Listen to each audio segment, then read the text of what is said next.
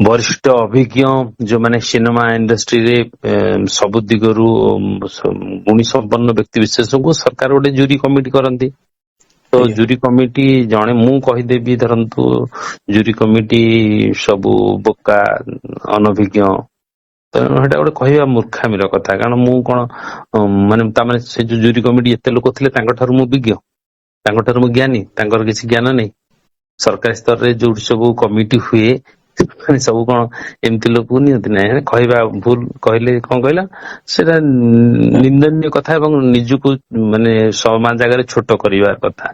एवं जे तमे तमे कहवा आगुर गोटे कोनोसी कथा सहित चिंता करिवार आवश्यकता अछि। अवार्ड जितेबले से माने स्थिर करिवे एटा तो जणिकिया कथा नुहे ना। जति जण जूरी कमिटी समस्ते बसिक स्थिर करिवे तो सेठी जणे कहीदेले एटा भल तो ताको अवार्ड तो दिया जाउनी ना। जूरी कमिटी जेमती नियम थाए सब जगह रे।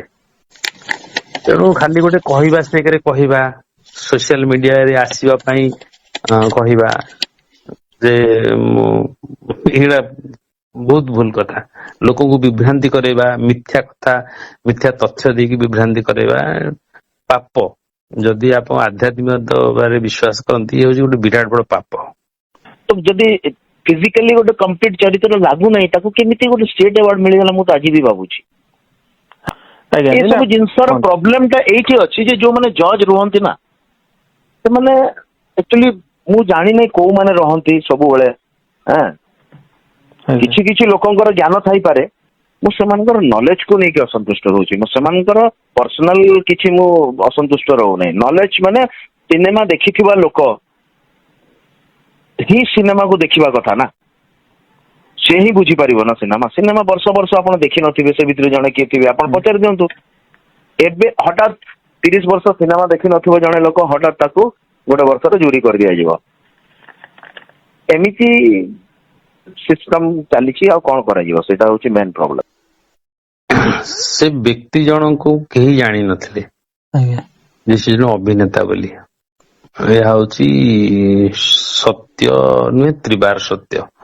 कहीं जानी नथिले सत कथा से लोक मानू आपण मो कथा भूली जातु। व्यक्तिगत भाव में लोक को आपणकर जे चिन्हा जना अच्छा साधारण लोक को फोन करके इनस्टांट भी पचारतु एबे भी पचारतु एबे पचारे आगुरी पचार था एक कथा भी पचारि पारे जे से लोक को कहीं जानी नथिले।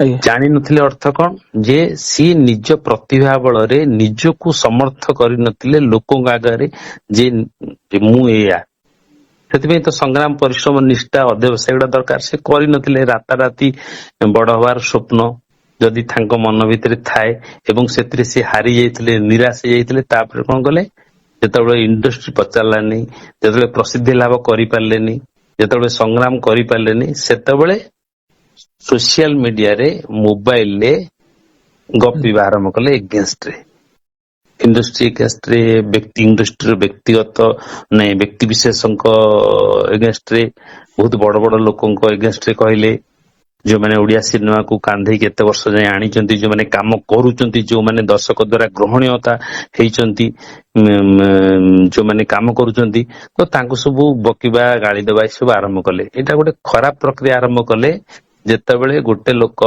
तम फ्रस्ट्रेशन ता तमे रखितांत नहले देख नहले सबटर बेस्ट हितांता कोन काम करी चलो आमे जते सिनेमा करू सब कोन हिट ही जाउछ फ्लॉप होउची हारिबा जितिबा पडिबा उठिबा ये तो गोटे लाइफ। जदि तमे हारी जाइछ जदि तुम दर्शक जानी पारु नांती एते वर्ष परिश्रम करी आइदर ओहरी जीव माने मो भलिया लोक काली सिनेमा करथुला 1998 मसिया 97 मसिया 91 मसिया रु आसीनी चालीची संग्राम एपर्यंत करूची प्रत्येक वर्ष करूची करिची एवं आगु को करिबी मला जाय।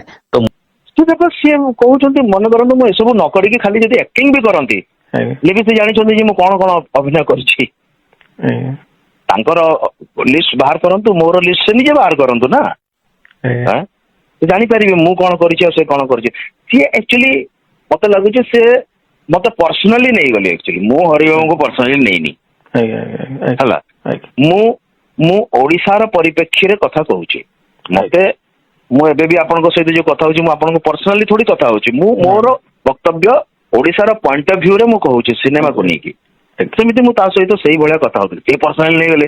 ଯେମିତି କହିଲି ଗୋଟେ ଇଣ୍ଟରଭ୍ୟୁରେ ଶ୍ରୀତମ ଦାସ ପୁରା ପର୍ସନାଲି ନେଇଗଲେ, ଇଏ ତ ଖାଲି ଆସିଲା ବାହାର କଥା କହିବ ଖାଲି। ଆଉ ଆରେ ବାହାର କଥା ଏଇଥିପାଇଁ କୁହାଯାଏ, ଆମେ ଛୁଆମାନଙ୍କୁ ବି ଏକ୍ସାମ୍ପଲ ଦଉ।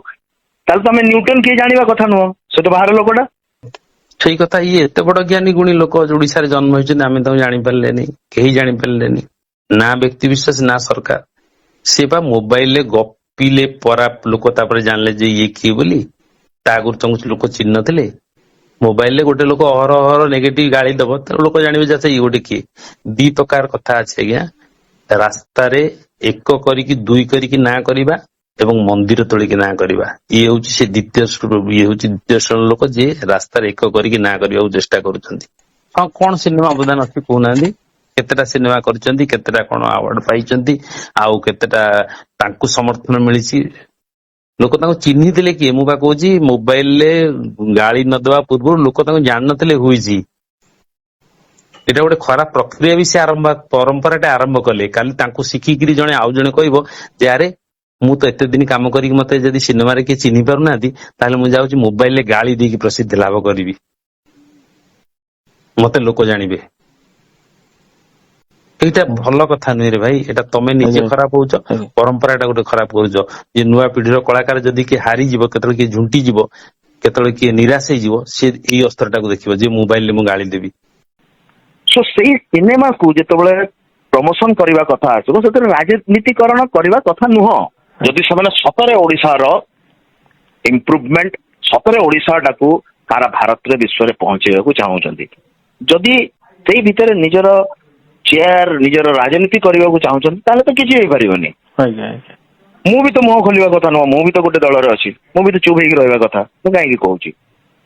ଏଇଥିରେ କିଏ ବି କହିଲେ ମୁଁ କହିବି, ସେ ଯୋଉ ଦଳର ବି ହେଇଥାଉ। ଅସନ୍ତୁଷ୍ଟ ଦେଖନ୍ତୁ, ସବୁ ବର୍ଷ କିଛି ନା କିଛି ଫେଭରିଟିଜମ ସବୁବେଳେ ରହିଥାଏ, ଏ ବର୍ଷ ବି ଥିଲା। ମୁଁ ଆକ୍ଚୁଆଲି ଗୋଟେ ଫିଲ୍ମ କରିଥିଲି ଯୋଉଥିରେ ମତେ ଲାଗୁଥିଲା କି ମୋ ଅପୋଜିଟ ରେ ବର୍ଷା ପଟ୍ଟନାୟକ ଯିଏ ଅଭିନୟ କରିଛନ୍ତି, ତାଙ୍କୁ ନିଶ୍ଚିତ ଭାବରେ ମିଳିବା କଥା ରାଜ୍ୟ ପୁରସ୍କାର। କାହିଁକି ତାଙ୍କ ଜାଗାରେ ଯାହାକୁ ଯୋଉ ମାନେ ସେଇ ବର୍ଷ ତାଙ୍କୁ ନ ମିଳିକି ଯାହାକୁ ବି ମିଳିଛି, ମତେ ଲାଗୁଛି ତାଙ୍କଠୁ ବେଟର ପରଫର୍ମାନ୍ସ ସେଇଟା ଥିଲା। ତ ସେଥିପାଇଁ ମୁଁ ଗୋଟେ ଅସନ୍ତୋଷ ପ୍ରକାଶ କରିଥିଲି। ଧୋରେ ବାବୁ ଧୋ, ତାର ପ୍ରଯୋଜକ କିଏ କହିଲେ? ଏଇଠି ମୁଁ ଓଡିଶାବାସୀଙ୍କୁ ସ୍ପଷ୍ଟ ଜଣେଇ ଦେବାକୁ ଚାହୁଁଛି, ଏଇ ଗୋଟିଏ କଥାରୁ ଆପଣ ଜାଣି ଦିଅନ୍ତୁ ସତ୍ୟ କଣ ମିଥ୍ୟା କଣ। ସେ ବଦମାସ ଲୋକ ସେ। ଧୋରେ ବାବୁ ଧୋର ପ୍ରଯୋଜକ ହଉଛନ୍ତି ଓଡିଶାର ସର୍ବଶ୍ରେଷ୍ଠ ପ୍ରଯୋଜକ ସୀତାରାମ ଅଗ୍ରୱାଲ, ଯିଏକି ସିନେମାରେ ଖାଆନ୍ତି, ପିଅନ୍ତି, ବଞ୍ଚନ୍ତି। ସେଭଳି ଜଣେ ବ୍ୟକ୍ତି ବିଶେଷ, ସେଭଳି ଜଣେ ପ୍ରଯୋଜକ ହରିଭାଇ କି ହିରୋ କରିକି ନେଇଥିଲେ। ଏଠି ଫାଇନାନ୍ସର ନୁହଁ, ବୋକା ହେଲା। ସେଭଳି ଜଣେ, ଯଦି ସେ ସିନେମାରେ ସେତିକି ଦମ ନଥାନ୍ତା, ତାଙ୍କୁ ମିଳୁନାହାନ୍ତି କାହିଁକି? ତାଙ୍କର ଔକାତ ନଥିବ, ତାଙ୍କୁ କାହିଁକି ମିଳିବ? କେମିତି ମିଳିବ? ଏମିତି ଯଦି ଇଏ କରିବେ, କାମ ନ କରିକି ଦାମ କରିବେ, କାମ ଉପରେ ଫୋକସ କରାହଉନି, ଅଲଗା ଉପରେ ଫୋକସ କରାହଉଛି। ଇଏ ଯୋଉ ପରଶ୍ରୀକାତରତା, ଯେ ମୁଁ କରିପାରିଲିନି ସିଏ କରିଦେଲା, ତା ଗୋଡ ଭିଡିବା, ଏଗୁରା ସବୁ ଯଦି ନ ହଉଛି ଲାଇନ ଛାଡି ଦିଅରେ ଭାଇ, ପଳାଅ। ତମ ଦ୍ୱାରା ଯଦି ନ ହେଇପାରୁଛି ପଳେଇ ଯାଅ। ଆଉ ଏମିତି କରି କାହିଁକି ବଦନାମ କରୁଛ? ଏ ତ ବ୍ୟକ୍ତି ବିଶେଷ। ଦେଖ, ମତେ ବଦନାମ କଲେ ସତ କଥା କୁଛ ଫରକ ନେଇ ପଡତା। ସିଏ ମୋ ଆଗରେ ହଉଛି ଗୋଟେ ଚିଲ୍ଲର, ଟଙ୍କା ପଡିଲେ ସାଉଣ୍ଡ କରିବ 1 ରୁପିସ। ମୁଁ ହଉଛି 2000 ଟଙ୍କା ନୋଟ। ମୁଁ ଯେତେବେଳେ ପଢିବି ନା ସାଉଣ୍ଡ କରିବିନି, ପବନରେ ଆସ୍ତେ ପଢିବି, ବୁଝିଲେ କି? ମୁଁ ମୋ କାମ କରିଚାଲିବି ଆଗକୁ, ମୁଁ ଆଗକୁ କାମ କରି ଚାଲିବି, ଫିଲ୍ମ ପରେ ଫିଲ୍ମ କରି ଚାଲିବି। ସମୟ ଯଦି ଆସିବ, ଜଗନ୍ନାଥ ଯଦି ମତେ ଚାହିଁବେ, ମୁଁ ଯଦି ପରିଶ୍ରମ କରିବି, ଆଜି ଷ୍ଟେଟ ଆୱାର୍ଡ ବେଷ୍ଟ ଆକ୍ଟର ପାଇଛି, କାଲି ମୋ ସିନେମା ବି ନ୍ୟାସନାଲ ଆୱାର୍ଡ ପାଇପାରେ। ଆଉ ତମେ ସେମିତି ବକୁଥିବ ସେଇ ମୋବାଇଲର ଛୋଟ ସ୍କ୍ରିନ୍ ଭିତରକୁ, ତମେ ବଡ ପର୍ଦାକୁ ଯାଇପାରିବନି।